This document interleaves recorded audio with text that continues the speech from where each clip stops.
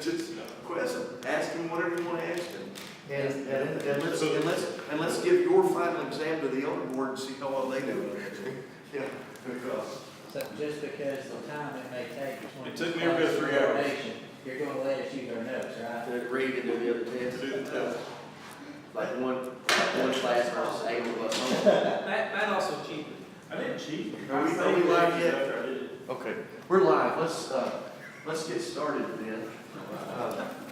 And welcome everyone to the ninth session.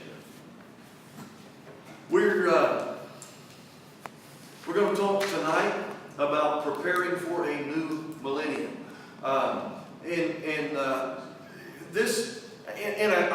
was candid enough to be honest earlier about this particular session. I mean, ideally, what we're looking at tonight is that period of time from mid-'80s up until the year 2000 or thereabouts. As far as a time frame, when I structured the course chronologically, that's what I had in mind. And I mentioned a week or two ago that this particular session has been the one that's been the hardest for me because this is the time frame in which I started preaching and started pastoring and got more involved. And so when I was trying to go back and look at the things that I thought were significant, the things to talk about, I lived it, and so it's and so I don't have the benefit of being able to look back and see from that perspective, from the outside perspective, like some of the other sessions, to know what's significant and what's important. And so in some ways, this particular session will probably be modified, by the course of time. The other thing that I found was, as we're wrapping up the history part of the course, is that there's still a lot of things that we hadn't talked about yet. And so, in some ways, this is kind of a catch-all where we're going to cover some other things that we need to talk about but haven't talked about as of yet. But we're going to prepare for the new millennium, and then first of all, we'll start that discussion by talking about some structural changes in the Church of God Mountain Assembly. There were some significant things that took place over the 20 years or so, the last 20 years or so of the decade or of the century that would prepare us for the new millennium, and I want to talk about them. Now, certainly they're not as significant as the changes that took place in 1944. But there are some things and they didn't all come at once. And so let's talk about some of them. Our discussion starts with the idea of the standard resolutions, and so let's talk about standard resolutions and talk about the work of the resolution committee. At the 1907 assembly, and I think I mentioned this a week or so ago, that the oldest committee we have in the Church of God Mountain Assembly is the resolution committee. It was formed there was a resolution committee in 1907. There's been a resolution committee every year since then. We've had a resolution committee even when we didn't have resolutions, when there were no new resolutions presented. And so in 1907, and from there on out, the assembly would meet together, and at the beginning of the week or during the course of the business, a resolution committee was appointed or was elected, and this committee would gather together. They would review the current minute book, the current resolutions, and they would propose new resolutions, or they would propose changes, or if somebody had an idea, they could suggest it to the committee, and then they would present it to the body. In 1964, the Assembly voted to change the term of the Resolution Committee to 2 years, like all the other committees. All the other committees were being elected for every 2 years. And again, up until this time, the Resolution Committee was elected appointed or elected at the beginning of the Assembly. They served for the Assembly, and then their job was done. 1964. So in 64, they started having a resolution committee that would be elected for a 2-year term. And their job would be to review the existing standard resolutions and to offer proposed changes for the General Assembly. That first year, because it's the first year we've done it, they elected a 10-member committee instead of the 3 that they've been having. After 1966, it would become 5, and that's what it is today, 5-member committee. In 1974, a change was made to allow any delegate to submit a resolution. Any delegate was allowed to submit a resolution as long as each delegate was given a copy of the proposal in mimeograph form at the beginning of the General Assembly. And so anybody that wanted to propose a resolution you didn't have to be on the committee to propose one. You could write one as long as you made copies of it and brought it to all the delegates at the beginning of the business. In 1974, anyone was welcome to do that. They also specified or made a change that amendments, anything that changed the existing resolution, required 2/3 to make an amendment. And any new addition, if you just wanted to add something, if it did not affect something that was already in the resolutions, then it just required a simple majority. And that's still the case, that any new addition to the minute book is a simple majority, and any amendment, if you're changing something, then it requires 2/3. In 1984, 10 years later, the amendment procedure further changed. And so as of 1984, resolutions had to be submitted to the committee, and they had to be received by the committee postmarked by July the 1st. So the days of bringing a resolution to the assembly and have enough copies to pass out changed. You had to send the resolution to the committee by July 1st. That gave the committee time to review your proposal relative to the existing resolutions. They could discuss any needed changes with the presenter, and then at the General Assembly that year, the chairman of the committee would present the resolutions to the assembly in the form of a motion. And so the chairman, since 1984, has made a motion that we adopt this resolution and bring about the change. And so Can the resolution committee deny a resolution for any purposes? You know, because you have to come before the committee, just quickly. There's not a provision in the bylaws that says outright the resolution committee can reject any proposal that's sent to them. They can suggest change. There's also nothing in the bylaws that says they can't. All right? Okay. So whether or not that has ever been done, I've only been on the committee 3 years. So you probably need somebody that's had a lot more. Pastor Walden might can tell you more about whether or not that practice has ever been,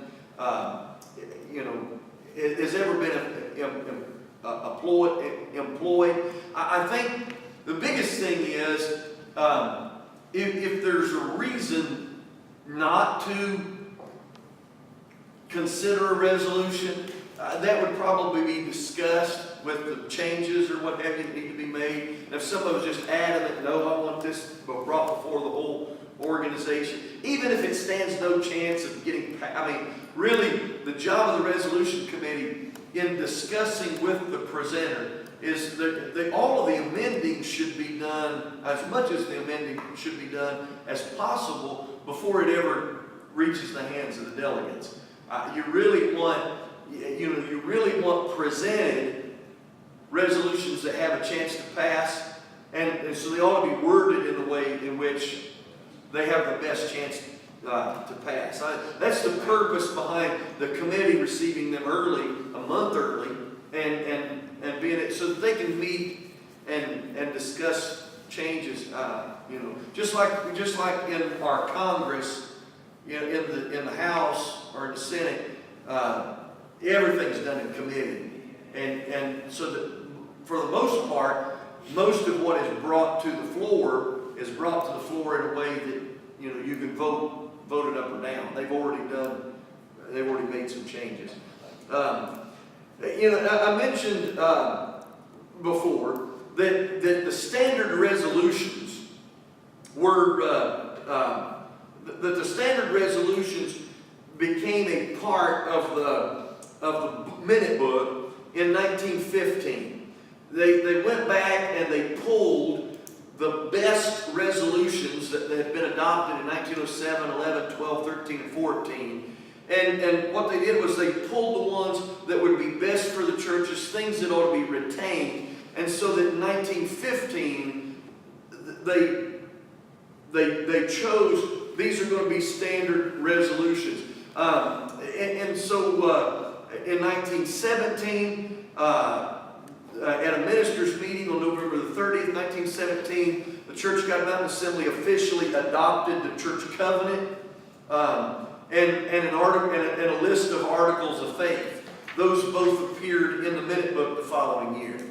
In 1925, from that time forward, the consistency of those resolutions appearing in the minute book year by year, that was solidified by 1925.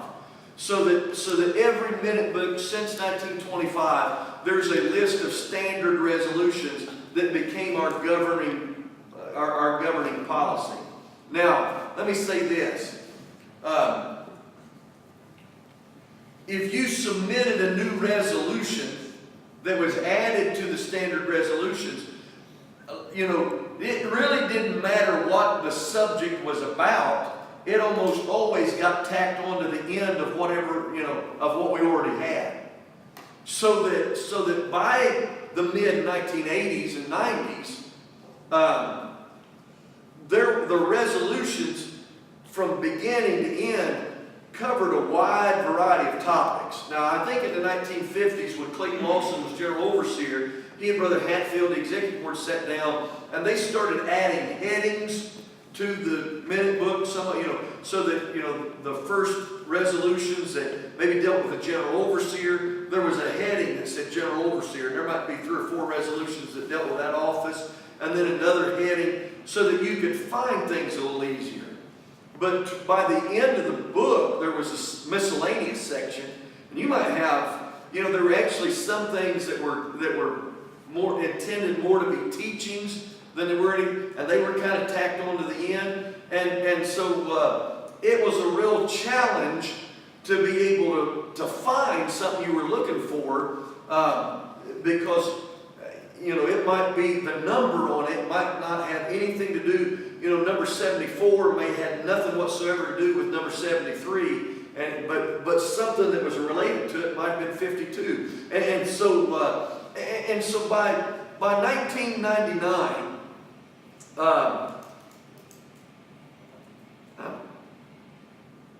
I'm moving slides and don't mean to.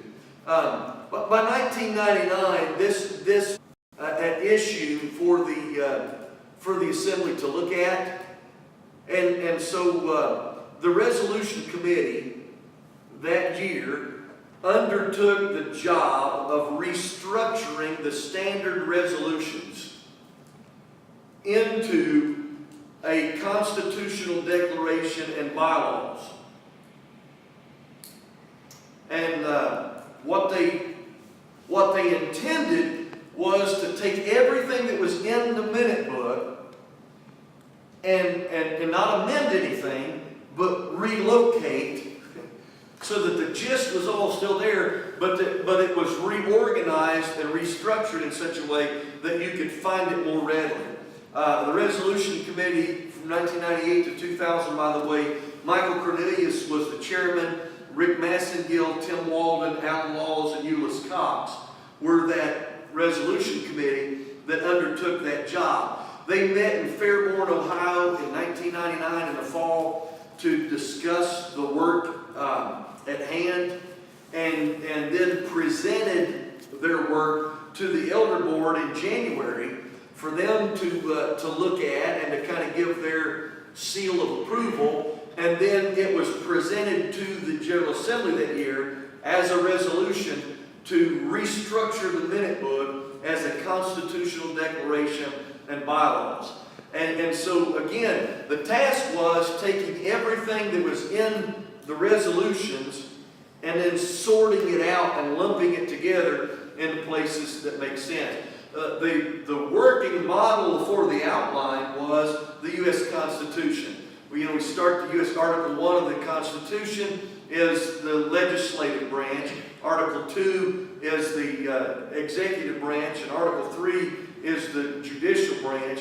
And that's the way that our bylaws are structured. You start out talking about the general counsel and then move to the executive offices or the general officials, and then move to the judicial board. And then after that, the various departments of ministry before you get to an article on the district, and then an article on the local churches. And we'll talk more about that in the next to last session when we explore the bylaws and look at the polity of the Church of God Mountain Assembly. One thing that was added, that was recommended to the General Council, was adopted that year, Constitutional Declaration of Bylaws, through the establishment of local churches, the expression of the worship of God, the exalting of the Lord Jesus Christ, experiencing the dynamics and fullness of the Holy Spirit, equipping and edification of believers for the propagation of the gospel by acknowledging and developing individual God-given gifts, calling, and talents. That's yes. Is that still in the? That statement of purpose is still at the beginning of our Constitutional Declaration of Bylaws. That's 2000. That's as of 2000. That statement of purpose was the one proposed by the committee and adopted adopted by the General Council. Another thing that was done that year also was the Declaration of Faith was added to the Constitutional Declaration of Bylaws. Prior to that time, we had a declaration, and Articles of Faith had existed, and it was printed, at various times in the minute book. In the late 70s, it was printed in a promotional piece that the public relations director put together describing the Church of God Mountain Assembly. It had who we are, a little historical note, and it had some doctrinal information about our various ministries, and the Articles of Faith were in it. But it had not been printed on a regular basis in our minute book annually. But it was added to the Constitutional Declaration of Bylaws to be retained year after year as a part of that document, along with the teachings and the standard resolutions. Next week, when we look at the teachings, we'll start looking at the teachings next week. And we'll talk about specifically some of the teachings and the way that they have transformed. Some of the teachings started out as standard resolutions and then ended up on the teachings page. And there were a few things that got moved in 2000 when the committee was trying to figure out where we're going to put stuff. Where does this fit? One thing in particular was we had a standard resolution since 1912 that said we shall not use the word Pentecost when referring to the Holy Ghost. And the committee said, where do we put this? It's under membership. Where is this? And so it got moved to the teachings page, and the question was asked in the committee meeting, or the statement was made in the committee meeting. The only concern I have is that once something becomes a teaching, then it almost, it almost becomes impossible to change or alter. It's almost etched in stone, and so that's no longer in the teachings page. But you can see the challenge of trying to figure out, go back, and when one of your homework assignments has you looking at the standard resolutions prior to the restructuring. I want you to see how they're laid out, and then look at the Constitutional Declaration and bylaws for comparison. And just imagine the challenge of trying to take, these 80 resolutions are numbered the way they are, and then reorganizing them in a way that makes sense, like what we've got today. Let's talk about some of the significant resolutions.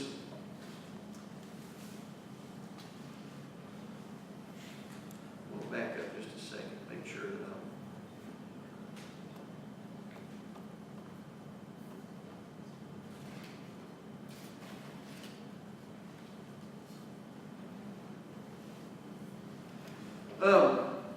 one significant change happened in 1971, and it was the creation of a program committee by the General Counsel. Now, we talked to choose the speakers for that week. And so preachers were supposed to be instant in season and out of season. You just got to be ready. Come to the assembly with a sermon, because you may get picked to preach. And with the number of services and the number of different places where there might be preaching taking place, there might be 3 services going on, and you pick whichever one you want to go to. But 53, the process was changed. A program committee would be elected at the last elders meeting before the General Assembly to prepare a program for the convention. And so the elders would choose a program committee, and they would call the speakers and have them be contacted. Announcements could be made in advance of who was going to be preaching. The youth and mission services were under the direction of the youth and missions directors for those services. So they would lead the service and choose the speaker and the prayer leader for the service in that regard. Now, I mentioned the introductory sermon here a little while back. The program committee or the Divine Services Committee would choose the other speakers, but the first sermon to the delegation or to the General Council, the introductory sermon, that was the message that was preached prior to business, was always elected the year before. They would choose somebody by ballot to preach next year's introductory sermon. That changed in 1964. So they would elect every year who's going to preach the introductory sermon next year. And in 1964, the General Council voted that year to have the General Overseer preach the introductory sermon every year. Now, you remember the restructuring that I talked about a couple weeks ago in 1944. The restructuring in 1944 called for the Bishops' Council to meet on Tuesday morning, and the Bishops' Council would elect your overseers, and then the General Council would meet on Wednesday. The General Assembly would meet and conduct the rest of the business. So the General Overseer would preach on Wednesday morning prior to that General Assembly. Now, for some reason, even after we dropped the Bishops' Council and we went back to everybody participating in the business on Tuesday, the tradition of the introductory sermon remained Wednesday morning. So that by 1964, when the General Overseer was preaching the introductory sermon, it was Wednesday morning. And so if you go back and look at minutes from the 60s and 70s and 80s and 90s, the General Overseer is preaching on Wednesday morning. That's his morning every year. That's his service. He's preaching. And so originally, the intention was for him to preach prior to the business. And then in 1997, when we voted to go to an all-days business session and have business on Tuesday, there wasn't a service at all on Tuesday morning, we actually had a couple of years where business was over before the introductory sermon was preached. And so that was a whole different dynamic. And of course, in 2011, at the end of the business that year, motion was made that the general overseer preach Monday night. And so since 2012, now the general overseer, the introductory sermon, has been moved to Monday night. So it is back before business again, and it's in the evening service, and he's preaching to more than just the bishops and more than just the delegates. And so the program committee now would choose the preachers and the prayer leaders and the devotional leaders. They would pick a theme, and no less than 3 months prior to the General Assembly, have that program ready so that everybody knows well ahead of time who's preaching and which services and what have you. Another significant change, 1966, and I know I'm going backwards a little bit, but it's because we're going to lump some things together in theme. 1966, the Assembly added a succession of office resolution. Basically, if circumstances should cause the office of General Overseer to become vacant, the assistant would assume his duties until the next assembly. Now, that probably ought to go maybe without saying. That makes sense. But until 1966, it wasn't in writing anywhere. And so for the death or resignation or what have you of the general overseer, there wasn't a process spelled out.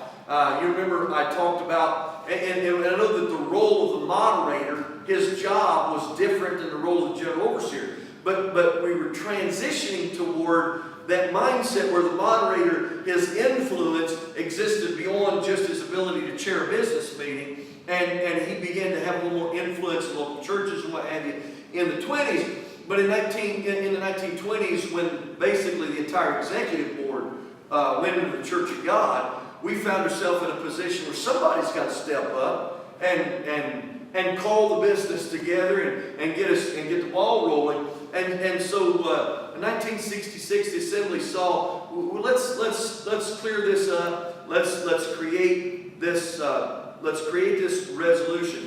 Now, if something happened to where both the general overseer and the assistant general overseer's jobs became vacant, then the board of elders would meet, and they would appoint men from their numbers of the job or the jobs that were vacant. In 1994, the resignation of Wayne Halcomb, just a few weeks after the General Assembly, from the office of Youth Director, created another constitutional crisis. There was no provision given for succession of office in the National Youth Department. And so the General Overseer called the elders together to discuss that issue, and basically the decision was made, well, General Overseer, you appoint, if you choose to, you appoint the assistant to move up until the next General Assembly and appoint somebody to become the next Assistant National Youth Director. And so he did. And so the need for clearer guidelines for succession of office became very apparent. And so in 1995, there was a resolution adopted to create succession for the youth department.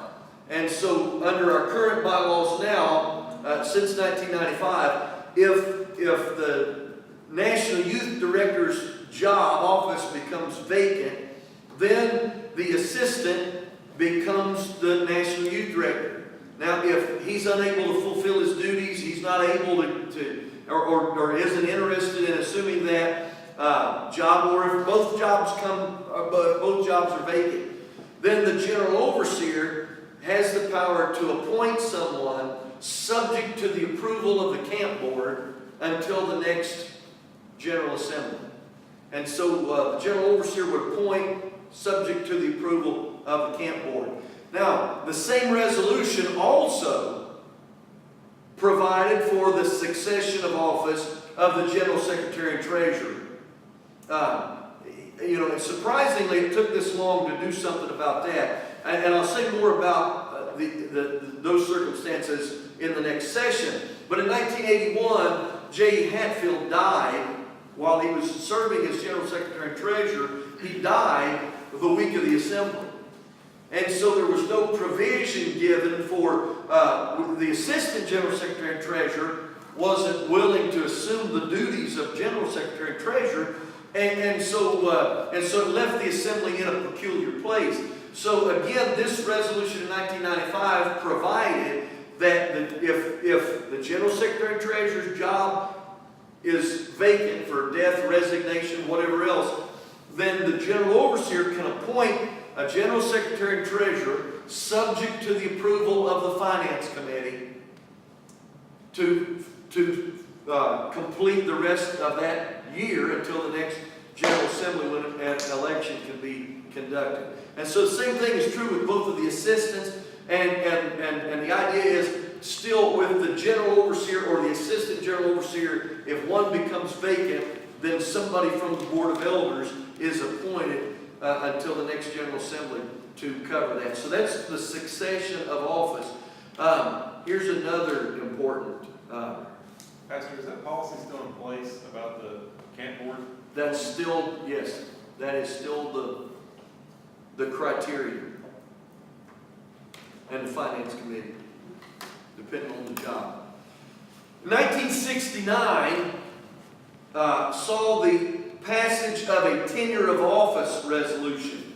Now, I talked some alluding to this in previous sessions about the fact that there was no tenure of office and part of no term limits. And part of the conflict that erupted in 1946 and split the assembly was because of that fact. And so you couldn't just wait around on somebody's term to be done.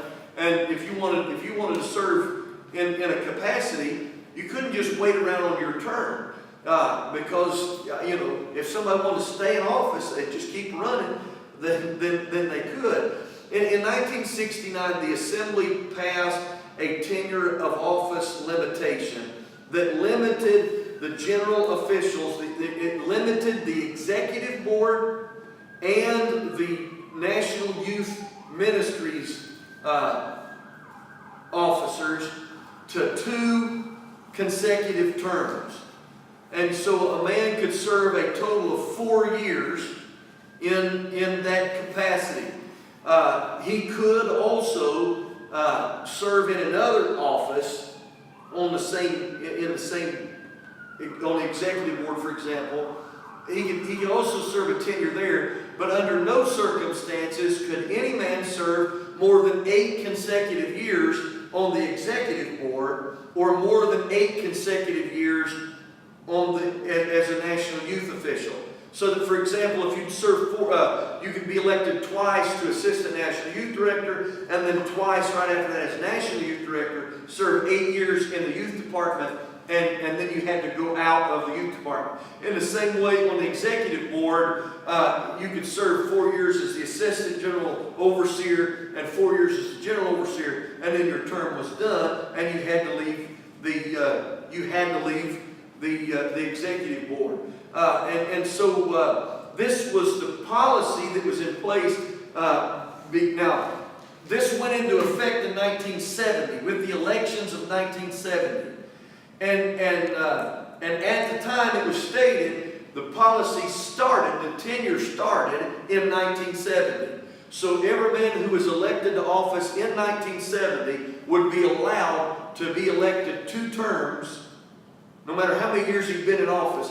He could, from this point forward, he can serve 4 years in that job. And so 1970 was the first election where tenure would come into play. In 1991, a petition was circulated by a teenager from the Hillsboro, Ohio church that collected 150 names, asking the General Assembly to remove the tenure of office limitation from the National Youth Department. And so that petition was presented at the conclusion of business in 1991, and the motion was made. Now, let me just say this. The motion was made out of order to amend the bylaws from 4 years to 6 years, from two terms to 3 terms, from 8 years to 12 years. You understand? Change. This is in 1991 that the move was made. The move was made out of order because you require a resolution in order to change the bylaws. It has to be sent by July the 1st, postmarked by July 1st, in order to be presented to the Assembly business. But the Assembly voted that year to change the bylaws and to make the tenure of office 6 years for each office, 12 years on the executive board, or 12 years in the youth department. Now, in 2011, an amendment was made to the General Secretary and Treasurer's office, to this tenure of office limitation, to allow the General Secretary and Treasurer to be reelected up to 5 consecutive terms, so that he could serve for a total of 12 years in the office of General Secretary and Treasurer. Now, it's still stipulated that under no circumstances can any man serve more than 12 consecutive years on the executive board, but that change was made in 2011. Now, in 2016, the Assistant General Secretary and Treasurer's office was included in that 12-year limit. And so now, the current tenure of office limitations are 12 years for the office of General Secretary and Treasurer, and 12 years for the office of Assistant General Secretary and Treasurer. Mission Director and General Overseer are 6 years. Youth Director, Assistant Youth Director are 6 years. But the tenure of office limitations began with the 1970 election. So let's talk about another change that took place in 1970. In 1970, the Assembly changed its voting procedure, its election procedure. In the event that more than 2 men were nominated for an office, a process of elimination vote would take place, so that a runoff would take place between the 2 men with the highest vote recipients. What's the purpose of that?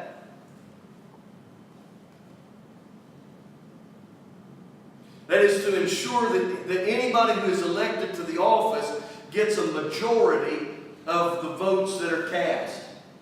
You know, if you went to youth camp back in the old days of going to youth camp, they used to vote on Camp King and Queen. Now they nominate somebody from each dorm, and you might have 4 or 5 boys running for king and 4 or 5 girls running for queen. Back in the old days, you could vote for anybody that you wanted to.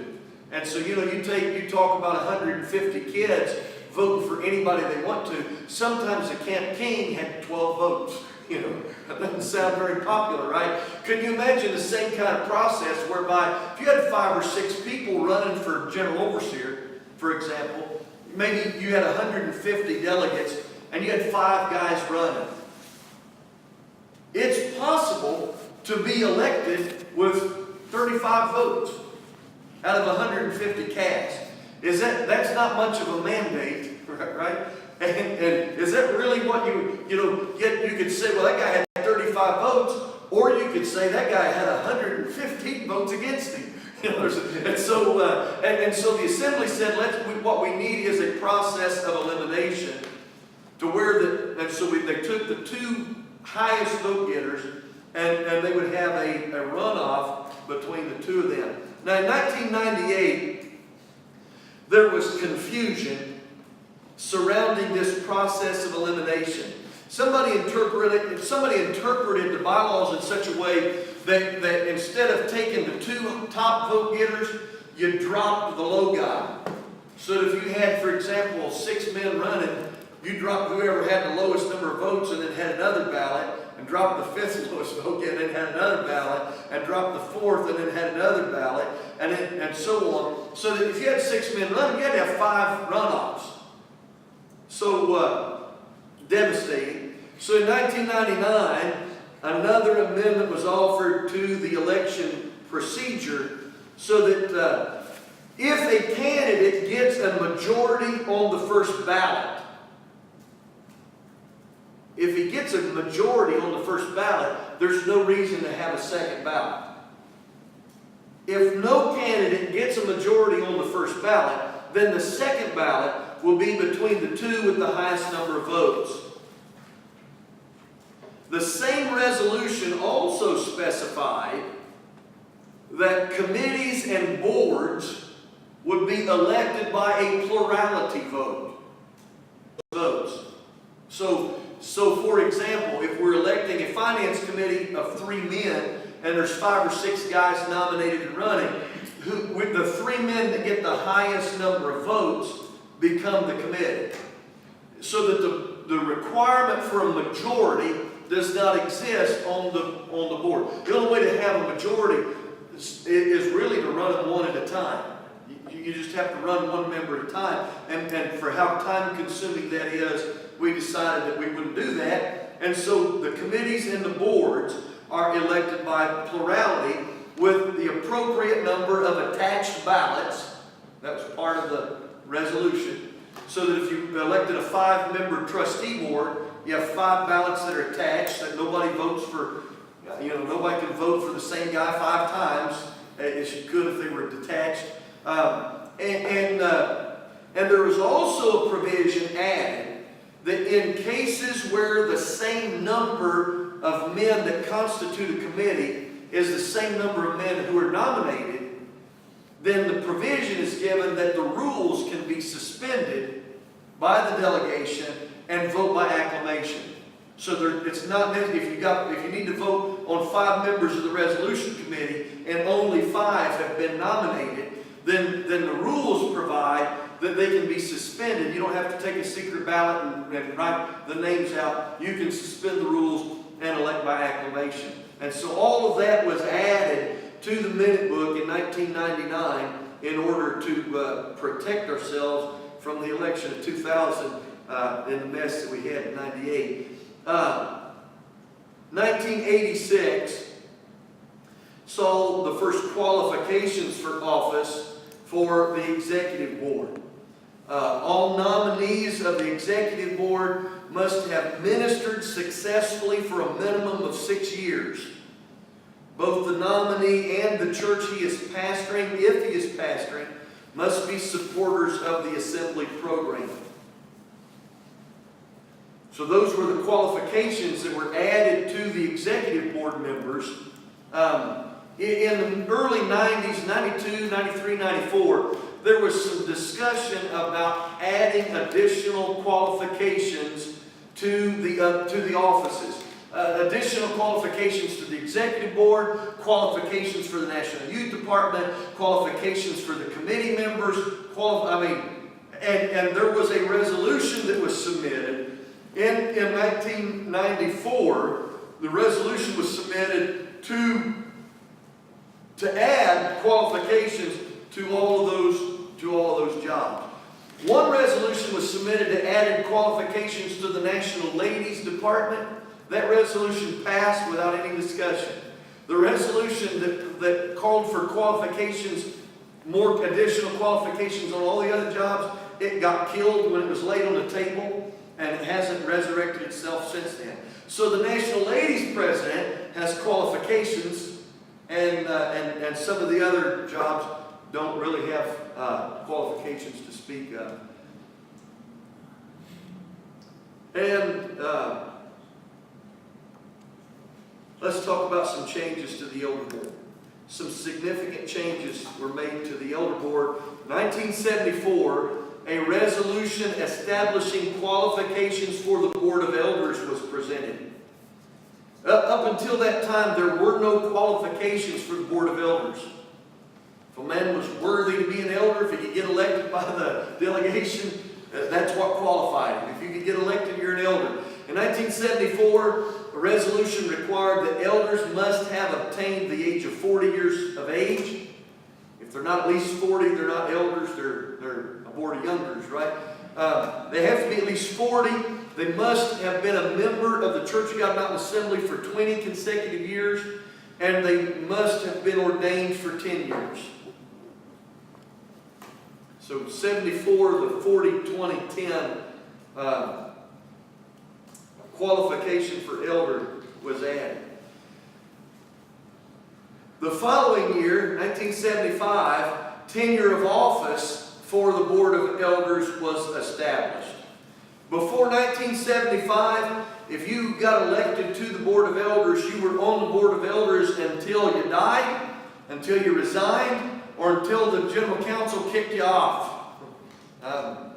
Most of the men who left the Board of Elders once having been elected before 1975, most of them that left the board died off the board. There were a handful of resignations in the history of the assembly, and there have been a handful of men being removed. Most of those removals took place early. We talked about the history of the elder board and how the job description, if you will, kind of changed, and the process by which they were appointed kind of changed and what have you.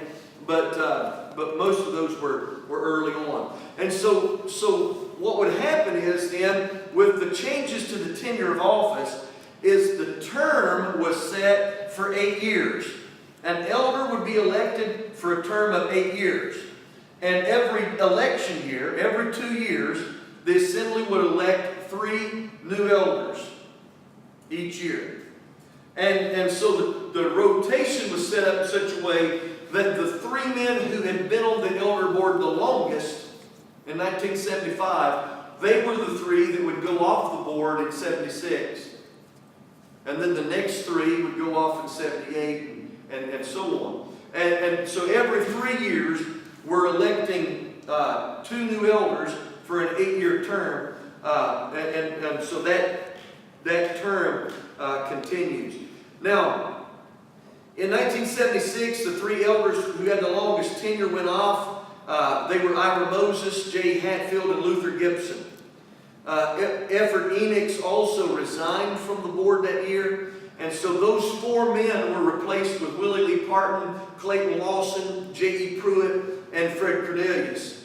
In April of 77, the next year, Reverend Parton was called home to be with the Lord. And coincidentally, I may say that he and Jimmy Roundtree passed away that assembly year, and the assembly that year had a moment of silence in recognition of their passing, and that's been a tradition in our assembly ever since then, to stop in the middle of our business and pause for a moment of silence. In 77, Bobby Wilson was elected to fill that vacancy on the elder board. In November that year, James Walden Sr. passed away while a member of the Board of Elders. At the 78 assembly, J.E. Pruitt was elected to the new office of Second Assistant Overseer. And so if you're elected to the executive board, your term for elder comes to a conclusion. And so with the expired tenure of George Douglas, Johnny Douglas, and Otis Ellis, that left 5 vacancies on the Board of Elders that year. We elected 5 new elders in 1978. And so Roy Cornelius, Claude Baird, Jennings Baird, Lloyd Camp, and Paul Grubbs were elected. The day after the assembly ended, James Cox Sr. passed away. Later that year, Bobby Wilson was removed from the elder board. And so in 1979, 2 more vacancies on the elder board. Johnny Douglas and J.C. Murray were elected. In 1980, the last year that the elders prior to tenure, the last 3 elders to come off the board, Glenn Rowe, Willis Yeary, were the last 2 that were left from that number. Jerome Walden and C.B. Ellis were elected in their place. Now, I mention all that to say, in 5 years' time, 14 men had been elected to the Board of Elders. And 11 of the men who were on the 1975 board, 11 of those men had been replaced in 5 years. Johnny Douglas went off the board and then went back on. And so, significant changes to the assembly and to its structure. Let's talk about the Gospel Herald real quickly. Yes, go ahead. 2 new elders every 2 years? Or 3? Three. Yeah. So we'll elect 3 elders in 2018. Now, let me say this also, because this is also significant. I didn't mention it in one of my notes. There's also a provision that if an elder needs to be replaced, for death or resignation or what have you, then we elect an elder to fulfill the rest of that man's term. So that every 3 years or every 2 years there's still 3 elders being elected to an 8-year term. So if a man dies in office or what, we elect a man for the remainder of that term. The man who has been elected to replace him is also eligible to run for a term of his own. So you understand that? So if a man has completed the election of another man's term, he is given the opportunity. The men who serve a complete 8-year term cannot rerun. But someone, so for example, this coming election year, 2018, Kenneth Massengill was elected to the office of elder 6 years ago to take the place of Jay Walden when he became general overseer. And so Ken Massengill has served 6 years. He's eligible to be re-elected to his own 8-year term this year. And so that happens every so often. And usually it happens more, sometimes it happens because of death. Seems like in the last 20 years or so, it's happened more frequently because of election. Somebody gets elected to the executive board and has to resign from the elders. I want to talk about the denominational periodical. I had it in my notes some time back, and we just didn't have time. But I want to talk about it tonight. And one of your assignments is about looking at the Gospel Herald and reading the piece on the 60th anniversary of the Gospel Herald. But I want to talk about some of the early periodicals in the Church of God Mountain Assembly or related to the Church of God Mountain Assembly. I'm going to throw the names of them up here real quick, talk about each one of them. By 1911, Jonas Shelton was publishing the Mountain Evangel in Williamsburg, Kentucky. The Assembly officially recognized that at the Assembly that year, 1911, and recommended it to the churches. And by 1928, Kurt Walker was publishing a magazine called The Gospel Standard. And I don't have the old paths in my notes. It was published, I know it was the first volume of it was in 1916.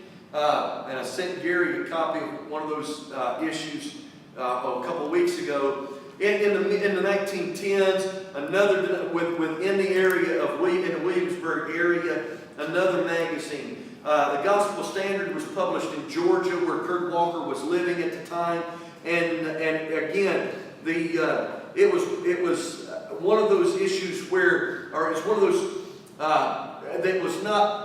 It was not published by the Church of God Mountain Assembly, in that the Mountain Assembly paid for it. The Mountain Assembly didn't, the CGMA did not elect an editor and did not put money into it. They weren't out any money, but a lot of the ministers and members were reading it and were subscribing to it. The old pass was out of Jellicoe. Out of Jellicoe, okay. Yeah, that's what the cover of it says, Jellicoe. From Jellicoe. And I'm not sure who the editor of the Old Paths was. I'm hoping to get my hands on some copies of that. Somebody I know used to have some. I'm hoping his widow still does. And so maybe you'll get an addition to your jump drive someday. But Mountain Assembly people contributing to it, does it say? Yeah. Jonah L. Shelton, editor. Okay, so Jonah Shelton had published the Mountain Evangel, and then he created the magazine, then the Old Paths as well. Mountain Evangel in the early 1910s, mid-1910s, the Old Paths, and then Kurt Walker with the Gospel Standard. There's a lot of information that is available in the article that I asked you to read for the homework this week about the Gospel Herald. And so I'm going to hit the highlights and count on you to do some of the reading there. But the Elder Board met in May 1942 and authorized a denominational magazine. J. Hatfield was the General Secretary and Treasurer at the time, and so J. Hatfield was appointed to be the editor of the magazine, and he published the first issue of the Gospel Herald in July 1942. We just celebrated the 75th anniversary, and the July issue, or was it the Assembly issue? I can't remember which. Just this summer, John highlighted the 75-year history of the magazine. Early on, the issue featured contributions from the local churches. Local churches would send news. There would be sermons contributed from different ministers in the assembly. The original issue was 10 pages. And you could buy a copy for 10 cents, or 15 cents, I'm sorry. Or an annual subscription was $1.25. By the second issue, they dropped the number of pages to 8. Why would you drop the pages to 8? Does anybody know? Cost. Well, it's much more practical than cost. Why do magazines have pages, a number of pages that's a multiple of 4 and not 2? The way that it's, yeah. Yeah, because of the staple. The page in the middle was getting lost, and so you know what? Let's keep it in multiples of 4. It'll be a whole lot easier that way. And so they went to 8 pages, and the subscription price dropped to $1. And so Brother Hatfield printed it in Williamsburg at the Whitley Republican. Had it printed there, and he was the editor for 25 years. In 1953, I mentioned this very briefly when we were talking about the youth department. Haskell Swain of the National Youth Department began publishing a periodical called the Youth Gateway. And its features were very similar to the Gospel Herald. While it focused on youth activity, there was a lot of other church news that was in there as well. At the 1955 General Assembly, the General Council voted the Youth Gateway out of existence, combined it and its subscriptions with the Gospel Herald. They added 4 pages to the Gospel Herald in order to accommodate the Youth Gateway section, and the price was increased to $1.50 a year. They also asked the National Youth Director to start helping with the soliciting of subscriptions. In 1962, the Gospel Herald began to appear more magazine-like. Brother Hatfield contracted the printing of the job out to the National Religious Press in Grand Rapids, Michigan. He would send it to them. They would provide royalty-free full-color covers, as well as if there was space that was available and he didn't have fill space, they would put syndicated Christian news in it so that it would fill the magazine up. And prior to this time, the magazine was a newspaper style. That was the kind of print, and there wasn't any color, and pictures were very limited. But by 1962, the pages were slick, and you'd have a color cover. Now, it wasn't a custom cover. Don't miss it. It wasn't custom. But there was basically you'd get clip art. You'd get royalty-free images that would provide a color cover. But by 1967, the assembly had grown, and the job of doing the job of Secretary and Treasurer was a full-time job itself. And so trying to do that and at the same time gather news, get it all assembled and edited and sent to a printer and then mail it, and it was just too much work for one man to do. And so the assembly that year took the job of the Gospel Herald editor and gave it to the Assistant General Secretary and Treasurer. And so since 1967, the Assistant General Secretary and Treasurer has been the editor of the Gospel Herald. Now, it's funny that it took us that long to actually give the Assistant General Secretary and Treasurer something to do. But that has been his primary job, his primary function ever since then. That year, Jellicoe pastor Wade Hughes became the editor. Brother Hughes had been assisting Brother Hatfield in and around the office for many years already, and so he assumed that job until the next assembly. In 1968, James Cox Sr. was elected. Brother Cox was pastoring the Mountain Ash Church there outside of Williamsburg. That year, he increased the subscription, or the assembly increased the subscription price to $2 a year. Took 26 years to double the subscription price, but it finally happened. And Brother Cox would, in addition to regular sermons and material, he would gather together articles for print, and being able to do the job. Now, of course, he was pastoring at the same time too, but being able to do the job without the burden of all the other stuff into that Brother Hatfield was trying to take care of, gave the assembly the chance to really focus on a fine magazine. 1972, James Earl Pruitt was pastoring in Floral Avenue in Norwood, Ohio, and he became editor of the Gospel Herald during those 4 years.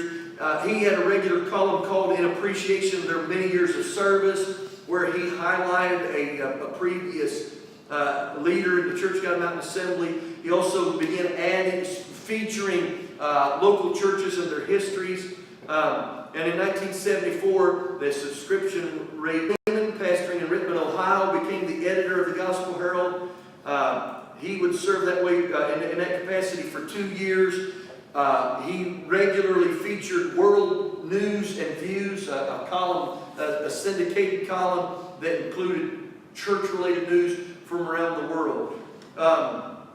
1978 to 1980, Dennis McClanahan became the Gospel Herald editor. He was pastoring in High Point.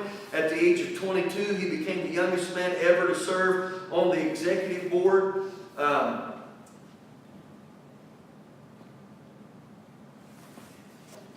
watching the clock. 1980, Arlie Petrie became the editor of the magazine, pastoring in Williamsburg, Kentucky. And Brother Petrie utilized the resources, the historical resources that he had available. There were a lot of sermons from the past that he was able to reprint from previous Gospel Heralds from the 40s and the 50s.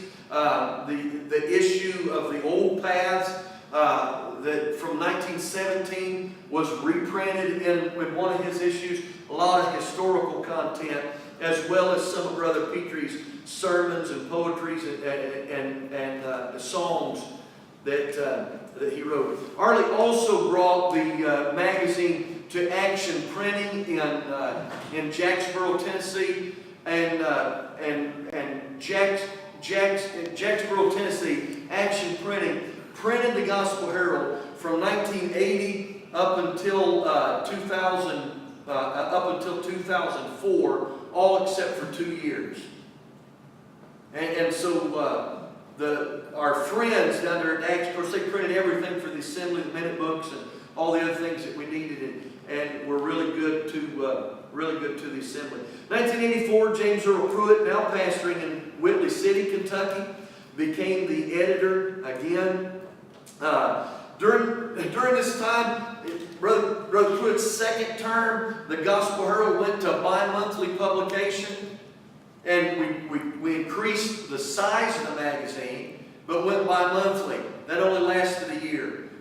The subscription price increased to $5 a year, but our people complained. They're so used to getting it on a monthly basis that every other month just wasn't working, and so it went back to monthly publication in 1987.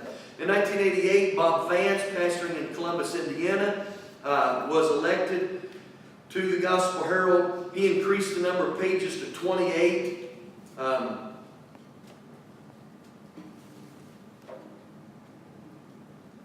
1990, Dennis McClanahan, now pastoring in Belleville, Michigan, became the editor again. During Dennis's second tenure, he upgraded the quality of the paper and also we began printing in color on the cover. The masthead was printed in color. He prints several months at a time, just the masthead, to help with the offset of printing. It was a tricolor process, and so you'd have a blue masthead with a yellow Mountain Assembly triangle with the red flame in it. And so he was able to improve the overall appearance of the magazine in that manner. In 1996, James Kilgore was elected to the. He had been serving the last 6 years as General Secretary and Treasurer, and now would be elected to the position of assistant. As the administrator of the newly launched International Institute of Ministry, Brother Kilgore was able to provide monthly updates in the magazine for the progress of the school. In 1998, Bob Vance returned to the office, still pastoring in Columbus, and Brother Vance approached the General Council in 1999 about the possibility of including a full color cover each month. And so we increased the subscription price to $10 to accommodate a full color cover, so that you could print, on the cover you could print color photographs, color pictures, anything you wanted to really on the cover. And so that move was approved by the General Council. In 2000, Middlesboro, Kentucky, Pastor Michael Padgett was elected to the office of Assistant General Secretary and Treasurer, Gospel Herald Editor. Over the next 4 years, he had a column from the National Christian Education Department, National Men's Ministry, that he added. Frequent features included a look back, a reprinting from an article from the past, brief biographical sketches from some of our pastors and others, music ministry related articles, sermons of the month, book reviews, and one of the things that he did was he's the first editor to, you have to talk in the third person in case somebody's watching it and can't read and realize I'm talking about me. One of the things that he did was assume all the burden of the typesetting, so that the process of getting the magazine printed was cut in half. The magazine was brought to, along with color backgrounds and what have you. Let's talk about National Ladies Ministries for about 3 minutes. I'll talk about the development of National Ladies Ministries. And we talked about the local Willing Workers Band earlier. In 1948, the Assembly adopted the local Ladies Willing Workers Bands. From the mid-1960s into the mid-1970s, the women of our organization were recognized and given an afternoon service on Thursday of our General Assembly. This was their service where they sang, testified, prayed, women ministers preached. Jesse Weaver, Susanna Harris were a couple that preached in those services, a Thursday afternoon service for the ladies. In 1976, the Assembly had a resolution submitted that year to create the office of National Ladies Willing Workers Band, and the National Ladies Organization was formed. Charlene Walden, who was the wife of our General Overseer, became the first president of the National Ladies Ministries. Linda Massengill was the wife of our assistant overseer, and she became the first vice president. Linda Barty was the first ladies secretary and treasurer. And so during their 4 years of leadership, the ladies created National Ladies Days, ladies retreats, on weekends at a different church in the assembly. The first major project, the ladies raised funds to purchase a large sign for the headquarters property in Jellicoe. Don't have time to talk about the logo, do I? But the sign was purchased. Talk about the logo in break or something. In 1980, Jackie Cox was elected to the office. Jackie was concerned about the poor attendance at the ladies' retreats, and so she started having both a Northern Ladies' Day and a Southern Ladies' Day, a single-day event where they could have workshops and teaching and training for ladies. The first of these seminar-style Ladies' Days was held in Middlesboro, Kentucky in 1981.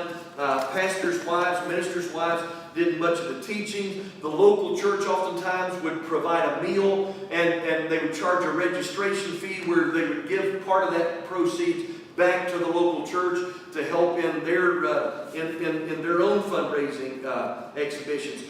Beulah Fry was one of the vice presidents during the time, and her background in art had allowed some of the attendees to have some fun while they were there by bringing crafts and having a craft sale, a craft bazaar, if you will. They instituted national dues for fundraising, asking each of the ladies to contribute locally, and then those dues be sent to the National Ladies Ministry. Beulah Fry was elected in 1984, and she served for an unprecedented 6 years. In that capacity, Beulah was a member of the church there in Jellicoe. The Ladies' Day transitioned to more of a worship service style, from seminar style to worship service, where a guest minister would come and preach. Generally, a man would come and preach to the ladies in those ladies' days. In 1990, Paulette McClanahan became the ladies' president, and during that time at the 1993 annual assembly, the title was changed from National Ladies Willing Workers Ministries to National Ladies Ministries Department. So the National Ladies Ministries, I mentioned the tenure of office and those things that also took place, the changes during that time. Paulette would have classes, generally have 2 classes at Ladies' Day, and then a preacher would preach in the worship service. So you'd have 2 classes where the ladies could pick which class was most relevant to what they were interested in participating in. Nancy Vance served in that capacity from 1996 to 2002. During that time, they bought a new sign for the campgrounds, and they also elevated the stage at the General Assembly. The ladies raised money to contribute to that. Sister Nancy began again contributing on a regular basis to the Gospel Herald with a National Ladies page to help increase and improve communication. She also was instrumental in adding the National Ladies officers to the annual statistical letter, so that when churches lettered into the General Assembly, they could gather the information about ladies officers and addresses, so that they could correspond directly to ladies, to the local ladies departments instead. In 2002, Beverly Halcomb was elected to the office of Ladies President. One of the things that Sister Bev did, they decided that in lieu of dues, that each local ladies ministry should have a fundraiser each year and send the proceeds. It just got so hard to demand dues, to exact dues out of members, especially local members that aren't as connected to the net, but you might be able to get them to participate in a fundraiser and say, hey, let's do something, raise some money for the projects we've got going on in the National Ladies Department.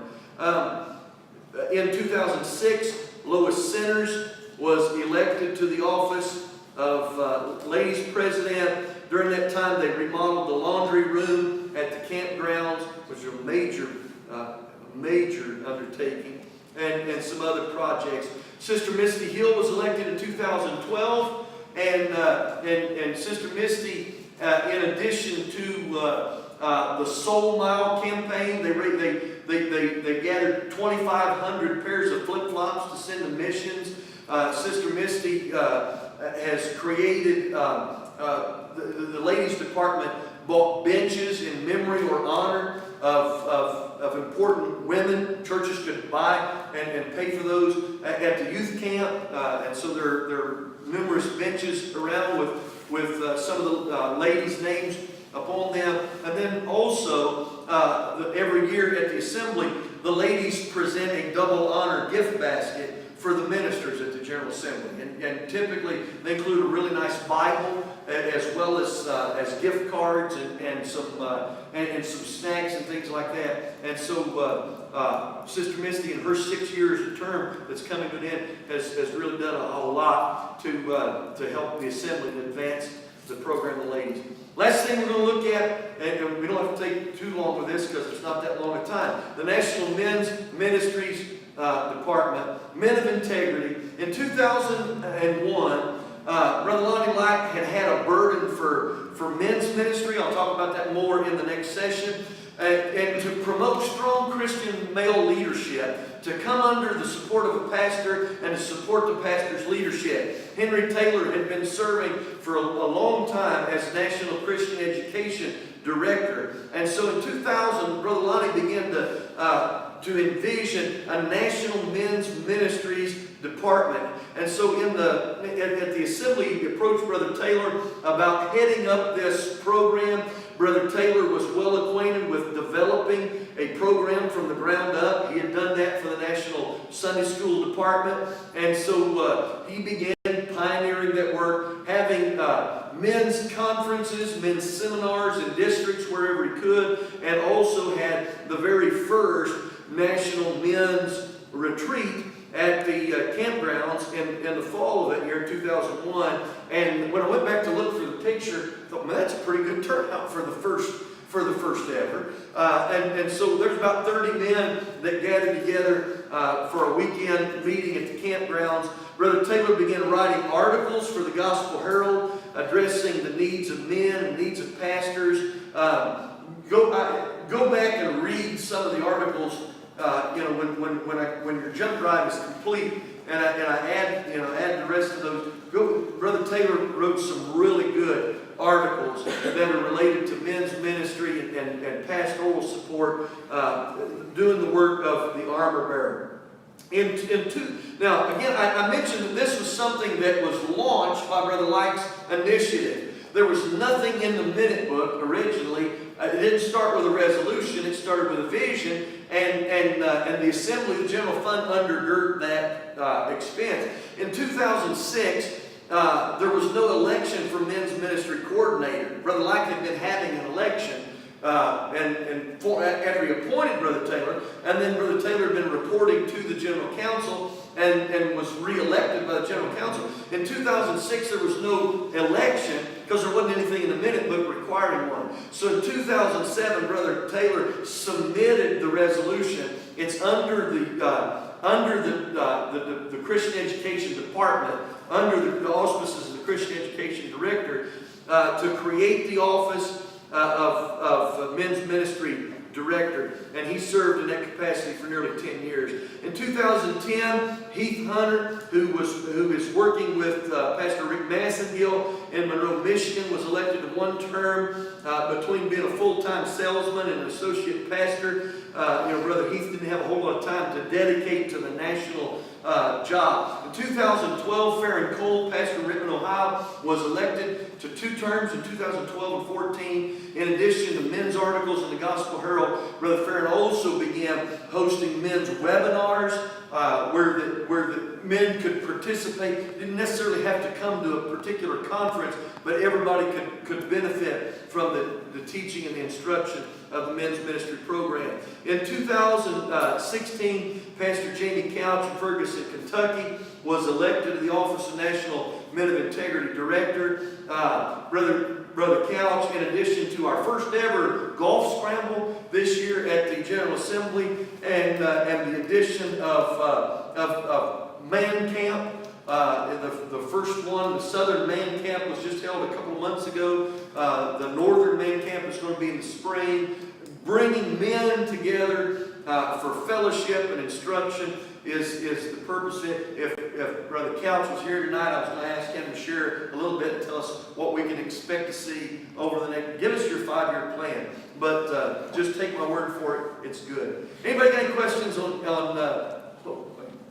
one more slide? Sorry about that. Let's real quickly just highlighting the leadership for the new millennium. Lonnie Clark Light was born in Fondie, Kentucky on August 8th, 1943 to James Light and Helen May Seal.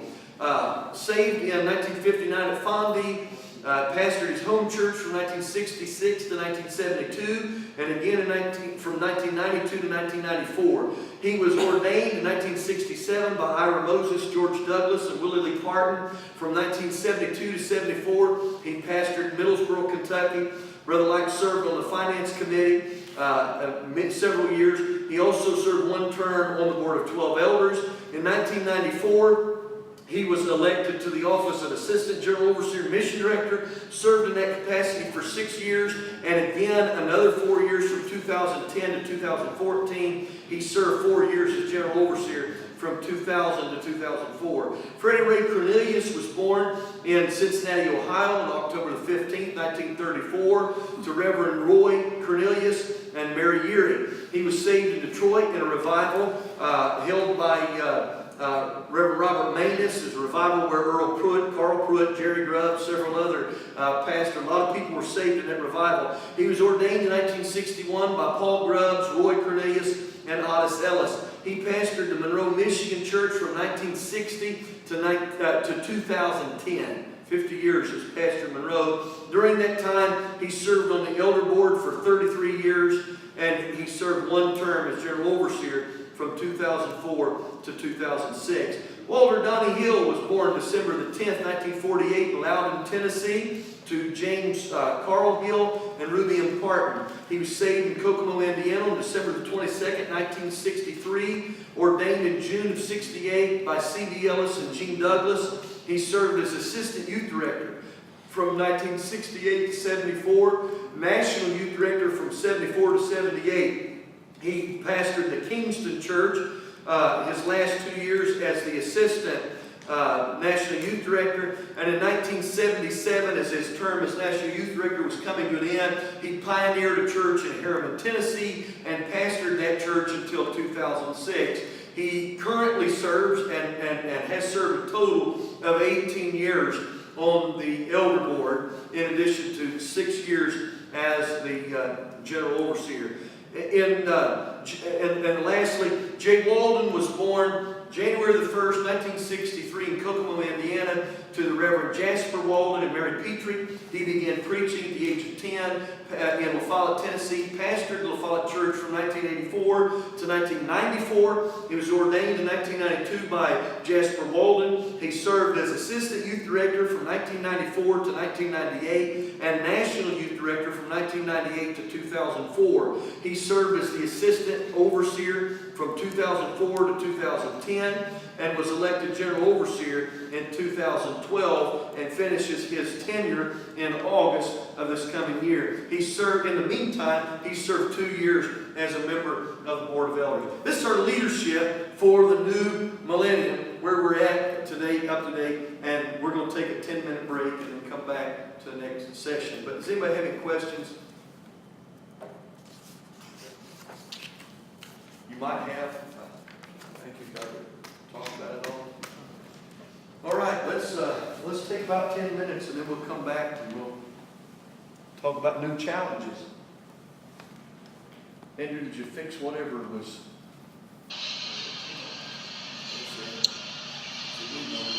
We're live. All right, see you later.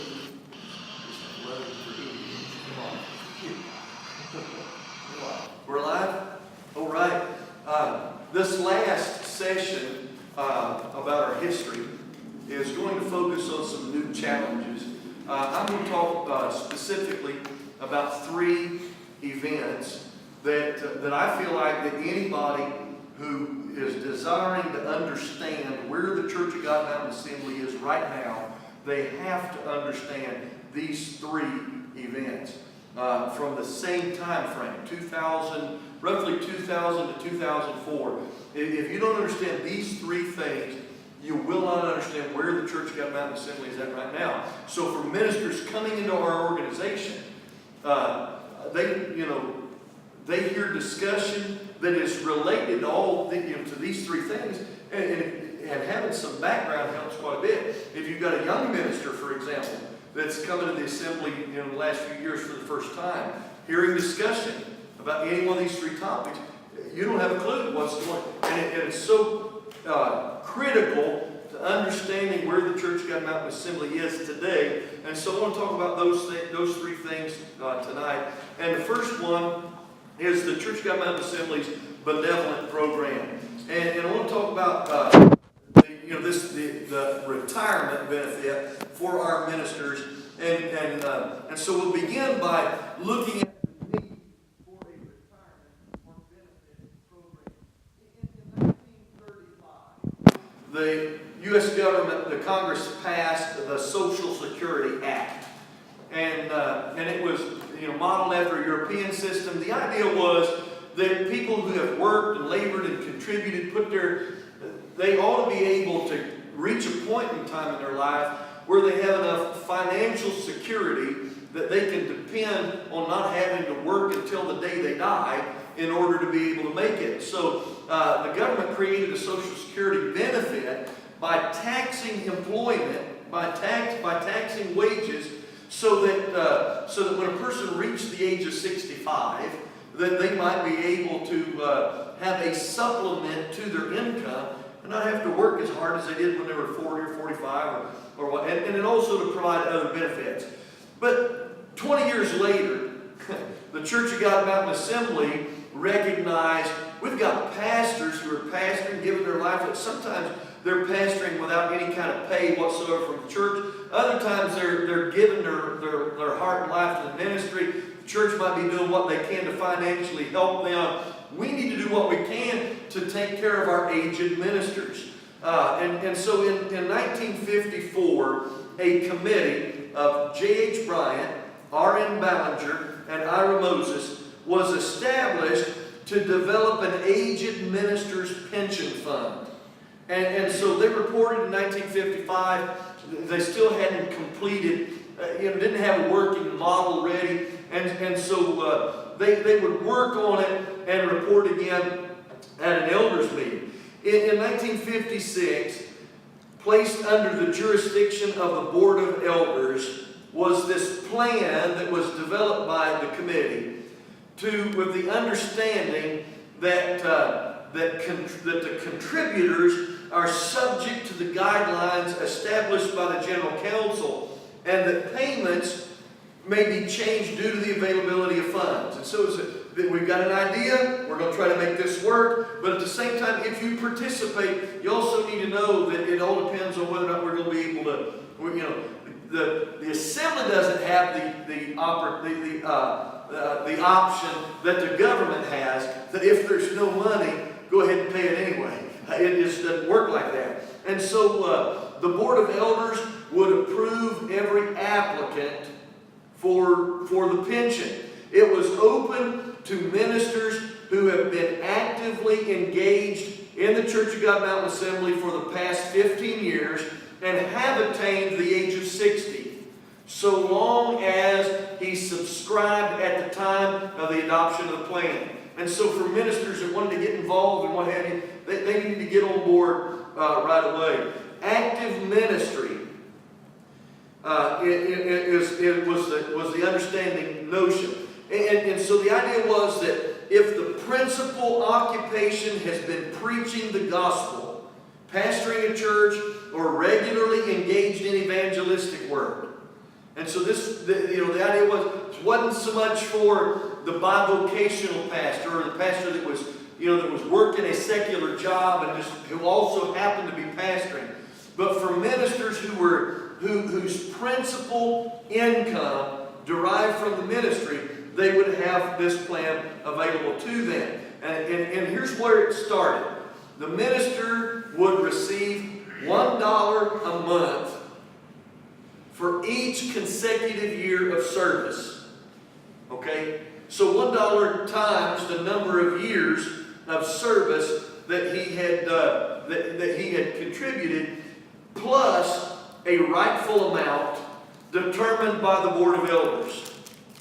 And so let me say that inflation of $1, you know, in $1 1955 is about $9 now. So we're not talking about a whole lot of money even then, but the elders could add to the amount that would be given. If there was also a cap, so that no minister would get more than $65 a month. Now again, multiply that times a little over 9, you'll see about where the benefit.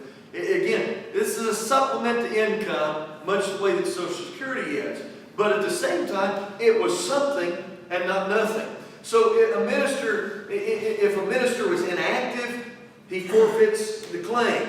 If his ministry is revoked, he ceases to draw. The aged widow of a minister that's in good standing is entitled to half the amount of her husband's at the time of his death.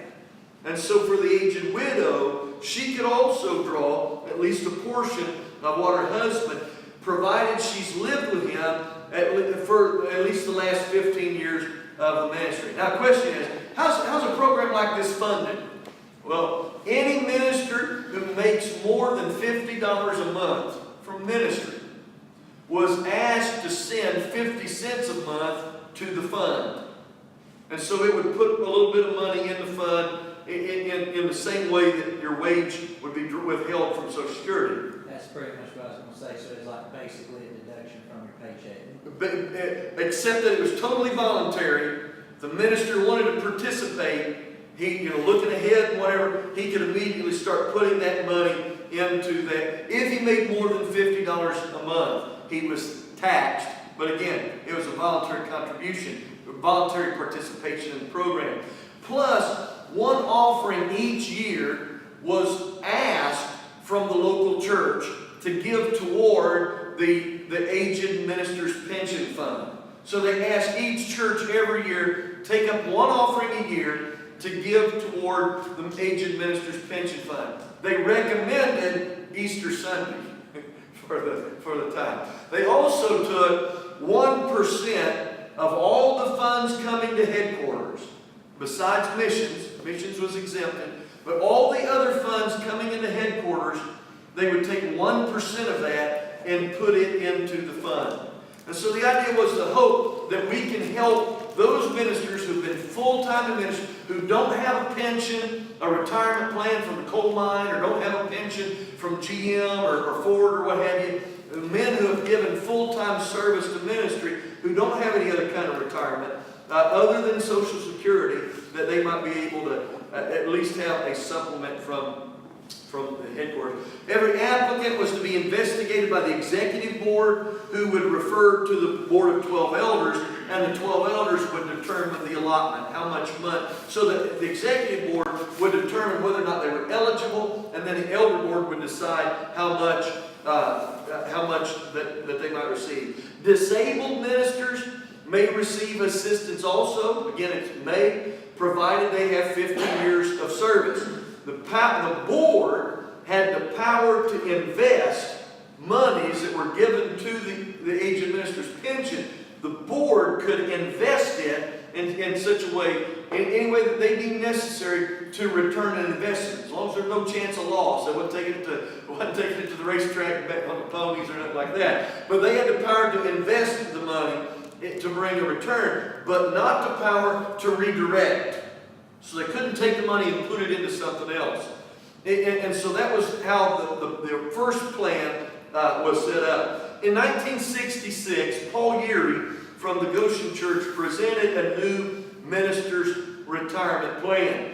And the assembly will pay to the minister the smaller amount of 1/2 the amount that the minister paid. Basically, the time he would give back, the assembly would give back to the minister up to half of the amount that he had paid smaller. Now, the idea from Social Security You are taxed 7.5% or 8.3%, whatever it is now, for Social Security and Medicare. Comes out of your paycheck automatically. That about the total 16.5% or what have you is sent to the government. You get your money from the government, can't tax the church. And so employed when it comes to Social Security. He simply said, you know what, we've created a situation where in the secular world, matches, pays half of his money. And so some men would take that to help pay their tax debt money, use that, they can either do that with the minister's time, was created for the purpose of a James Walden Jr., James Cox Jr., was a new plan, had the option directly into by Nationwide Insurance invest in their security and the benevolent fund of the tithe full-time form of recruitment. We created two who don't know that with 3 nations in 1983 developed established first meeting in January and to work at Leon Petrie the fight committee elected again. All 5 of the church time death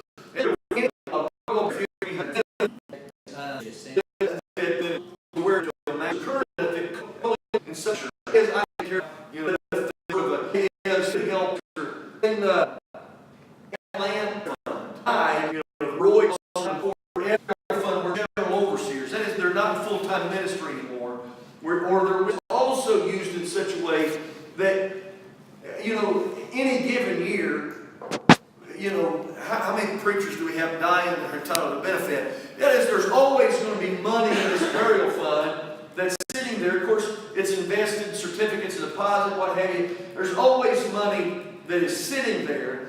And so the benevolent committee, sometimes you are able to borrow money at a cheaper rate of interest off of the money. If it's an interest-bearing checking account, it's not drawing anything at all. If you have a CD, even on a 1-year CD, are nothing anymore. They're just negligible. And so the idea is if you loan a portion of that to a local church, you know, a local church, for example, needed to put a new roof on their church, or a local church that needed to buy a new heating and air unit. The benevolent funding has the benevolent committee has the authority to loan that because they're investing it. They have the money to loan, the power to loan that money out to a local church. And they usually put a cap, there's a certain percentage of it. Like they won't loan the whole fund, but a percentage of it is available to loan. In 1994, the Assembly passed a resolution that put a cap on the burial fund.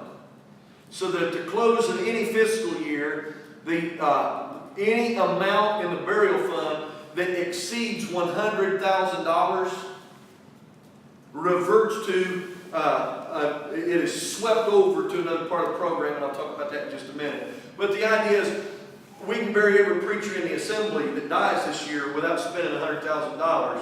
And so, instead of keeping it all in the burial fund, and that balance continuing to climb higher and higher and just sitting there, they capped the burial fund at $100,000. And so now at the end of the fiscal year, whatever is in the burial fund in excess of $100,000 is swept. Let's talk about benevolent fund number 1.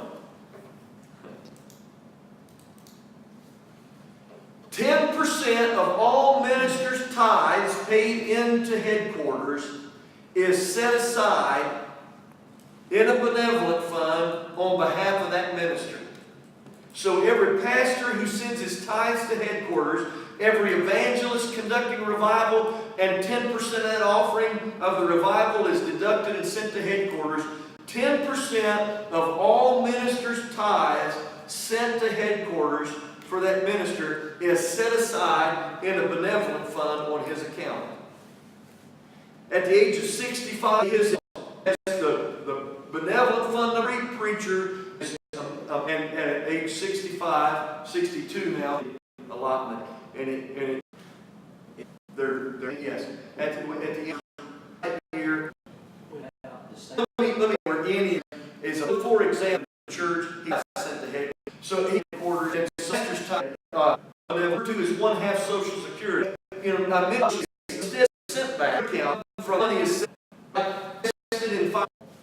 Then you have the benefit 10 other, so much problem. Whole year, 2 years, the tops, just the amount of training went to eat that were 1,000 getting involved into that program. That more money keeps balances the close $1,876 in those 3 accounts. In case you don't have a history in finance, 5 years, certificate 7, it was 7 positive. Okay, if we can get benevolent fund number 1, you have with the higher 5.5%, and you see it dropped to 6% by 96. July 2002, 2,000 deposit. What happened? They're going to pay a deposit percent return. Who's on the bid was a fund coming from so he lowered the interest rate on benevolent fund number 1. The general fund that year was in the benevolent fund number $1,000. Very reluctantly, and they did. And the committee didn't like the idea and said, drop our assessment potential into equal. The system, you get other elements. The low, talk about the assessment.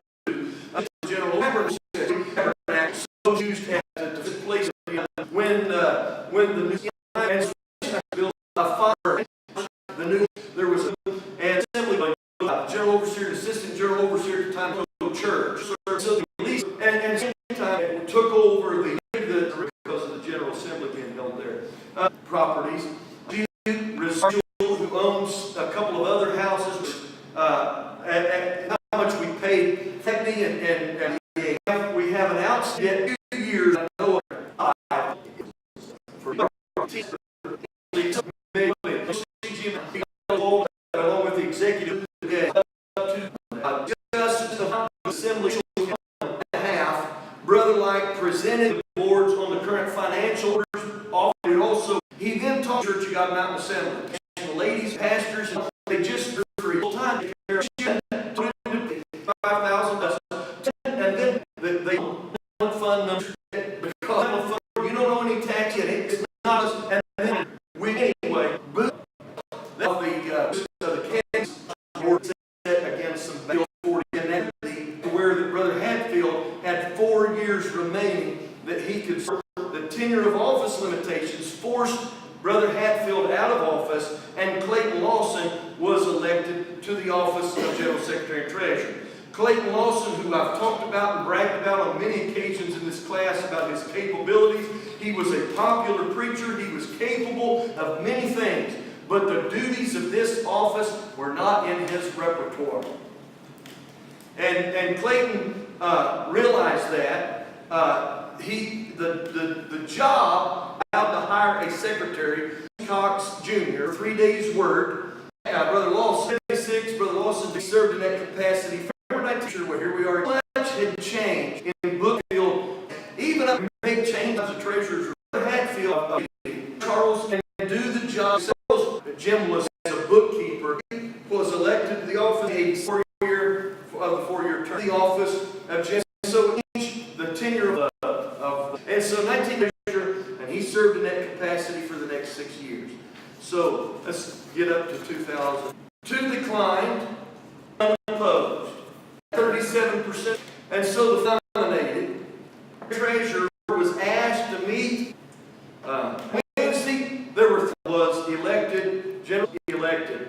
I'll just say again, specialized in this particular area even. Served as secretary for Clayton Lawson.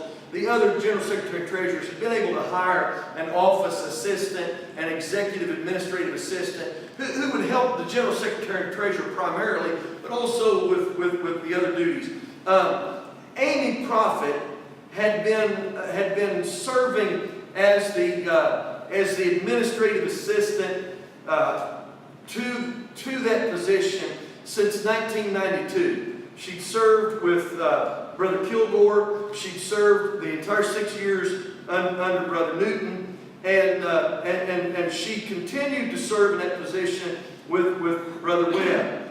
In March of 2003, March 11, 2003, the Finance Committee met in a special meeting necessitated by the resignation of Amy Prophet to discuss her request for vacation and severance and overtime that was due, and to discuss the salary of a to-be-hired executive administrative assistant. Without Amy there to help Brother Webb get the reports prepared, when the Finance Committee met in mid-April at the end of the third quarter finance report, there were some inconsistencies. The report was it was not really up to par. There were some issues. By the time the fourth quarter report in late July was finished, and the Finance Committee came and met again, the finance had not yet been closed. And so on August the 5th, 2003, at the General Assembly, the finance report was not completed. The report wasn't ready. And so it was, and Brother Webb wasn't close enough to completion to have that possible. So it was moved to refer the report of the Finance Committee, to remove the report to the Finance Committee. We'll refer it to them to bring it to completion. Brother Webb committed at that meeting to having the report concluded by the end of August. And so the motion was amended to authorize the Finance Committee and the General Secretary and Treasurer to the Finance Committee to act on behalf of the General Counsel to receive the report. There was another amendment offered that every delegate would be mailed a copy of the report after it was completed, after the Finance Committee got together and accepted it, and before the Elder Board met to formally accept it on behalf of the General Counsel. Finance Committee moved to have it done by the end of August.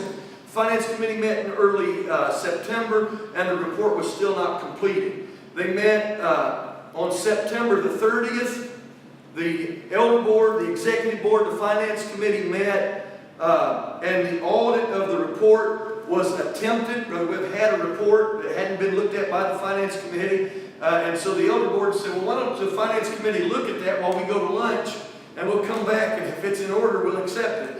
And so they went to lunch, and a few hours later they came back, and the report was still not ready to be completed. And so the Elder Board hired James Kilgore to assist Brother Webb in completing the report. He was supposed to come and work I can't remember how many days it was. You'll have to refer to your minutes in the assignment. But to come and to assist Brother Webb in completing the report. In November, on November the 11th, the Finance Committee met for their first quarter report from the new fiscal year. We're into a new fiscal year, and the old report was still not finished yet. And so they came back a week later, and still no report. And there was an elders meeting in December that brought no resolution. And finally, on May the 24th, 2004, at the request of the Finance Committee Chairman, the elders were convened one more time, and at that meeting, they suspended Roger Webb from the office with pay, and the Assistant General Secretary and Treasurer was retained to fulfill the duties of the office until the General Assembly. So in 2004, Jim Kilgore was elected. In 2009, a resolution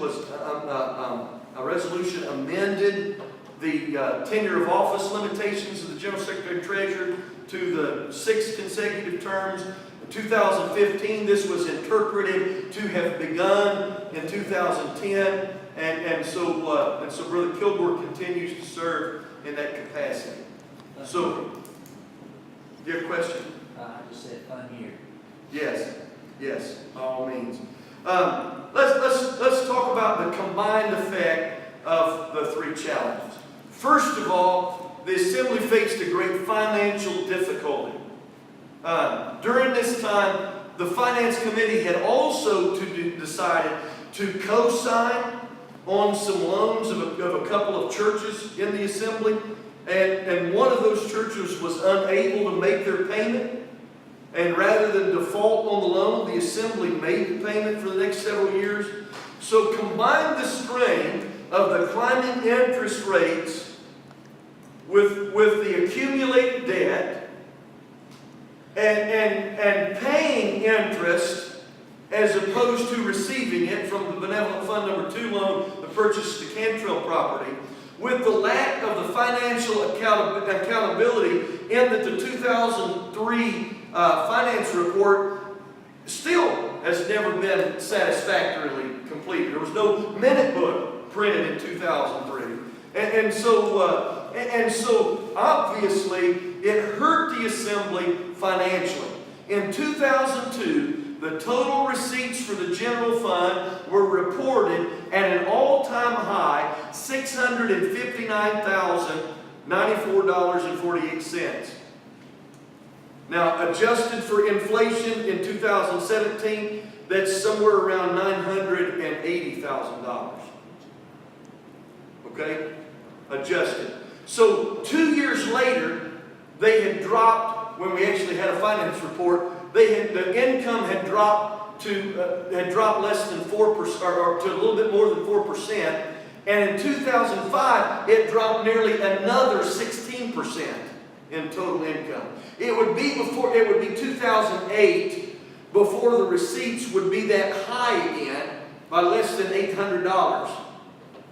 But remember, adjusted for inflation, it's still 16% lower than what it was in 2002. The Assembly's net receipts reached an all-time high in 2009 of $696,448.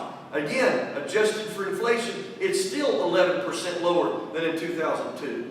And so you see, I told you earlier, it's 902,000. The equivalent in 2017 is $902,959.44. We'll need that much income coming into the assembly to be as high as we were in 2002. And so the lack of finances, putting a strain on, the experience, the combined experiences left a bad taste in people's mouth. Some people resented the fact that we purchased a piece of property for so much money, and they didn't get a voice in that. They didn't get a vote in that. Other people resented the fact that you borrowed my money to do it and didn't even ask me. Coming from the Benevolent Fund. And so the combination of, I mentioned the election in 2002. During that course of time from 2002 to 2004, there were 5 elders meetings. 2 regular elders, there were 5, from 2003 to 2004, there were 5 elders meetings that were held in a year's time, within a year's time, and all of them related somewhere or another to the job of the General Secretary and Treasurer, and nothing really being done about it contributed to a low sense of morale. Now you can see the low morale demonstrated in the amount of finance that's sent to headquarters, but it can also be seen in attendance at national functions. The attendance at the General Assembly dropped. One quantifying measure is the delegate count. If you're counting people at a worship service, it all depends on who's counting. And it all depends on what their perspective is about whether or not the crowds are better this year than they were last year. But one quantifying measure is the delegate count. Realizing that the delegate count in election years can always be higher than the delegate counted in off years. In the 1980s, the delegate count was 47. In the 1990s, it averaged 170. In 2000, it peaked at 203. In 2002, it was 177. And in 2004, 176 2 years later. And since then has averaged 135, including the all-time low of 122 in 2014. Another contributing factor was the divided assembly of 2004. An all-time high, 216 delegates, and yet the assembly was divided. I mentioned the tenure of office limitations in 1970 went into effect. in 1974 was the first election that was affected by the tenure of office. Now, that year we were changing general overseers we changed overseers in 72 because Hiram Moses declined. In 1974, that year, 2 men were assistant general overseer, the incumbent and another. Since that time, until 2004, no one had ran against an incumbent general overseer with tenure left since in the 30 years since then. And only one time had the incumbent assistant had someone run against him. In 2004, both the incumbent general overseer and assistant general overseer were challenged. In the election of general overseer, the difference in 5 ballots, if 5 delegates had voted the other way, would have been a different overseer. The same thing true with in the assistant overseer's election, 3 changing their vote would have been the other way. We changed general overseers and assistant general overseers that year, and again, low morale because of that factor. Another contributing factor to low morale. You say the factory? What caused the division there? Just the idea of a divided assembly. You know what I mean? Where 109 men voted for this man and 100 men voted for this man. 105 men voted for this man, and you know what I'm saying? What was the pull for change, though, to want different leadership? If it hadn't happened. The blame for the issues the 3 things that I just talked about. All 3 of them. Maybe combining in some way or another. More specifically, the latter 2, and most specifically, the latter 1. Everybody got lumped into the same.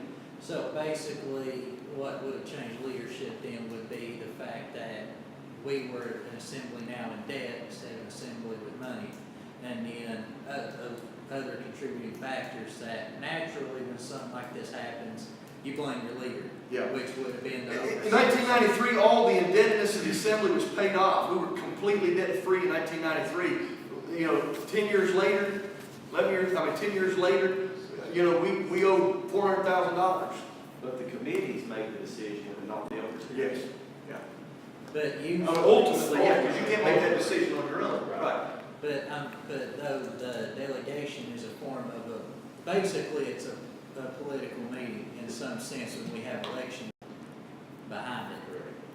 Let me also another measure is the loss of ministers.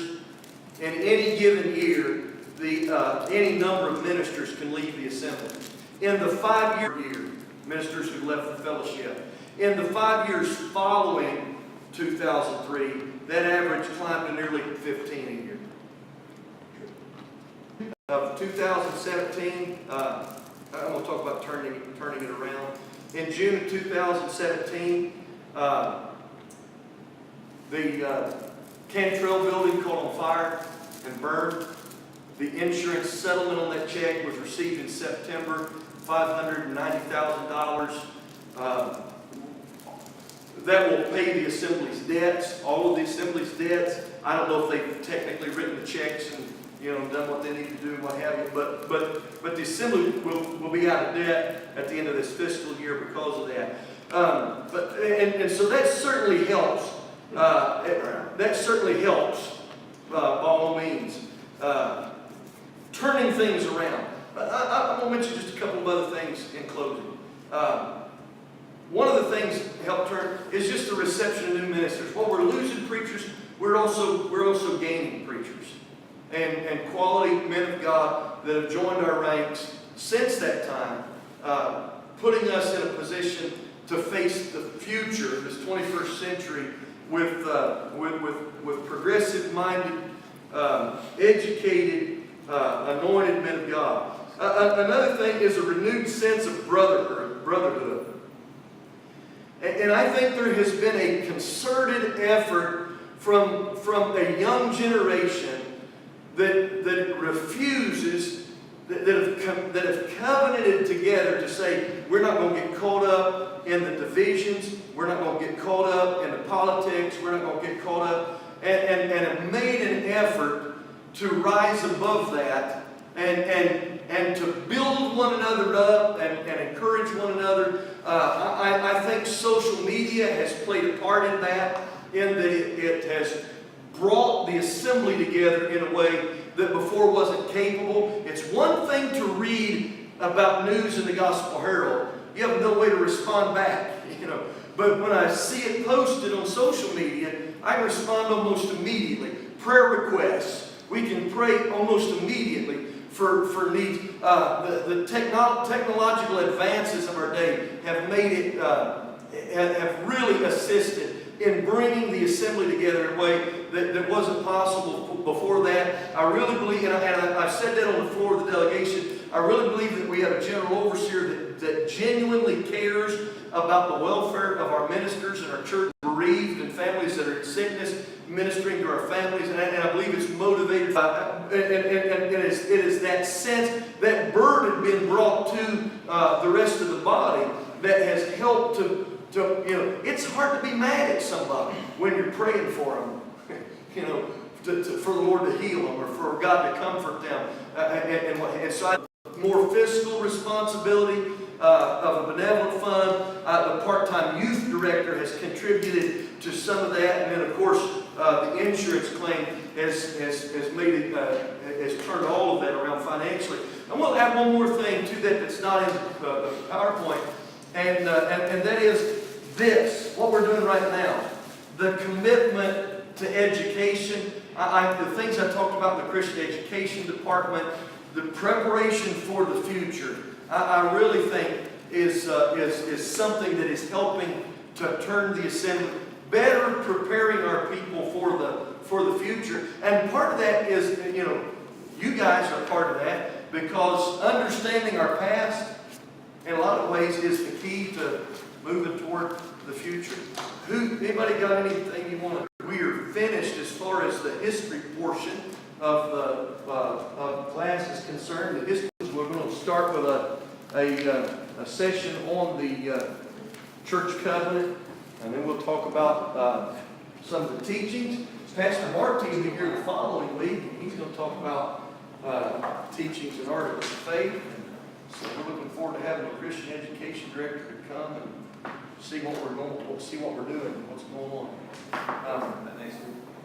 In 2 weeks he will be here.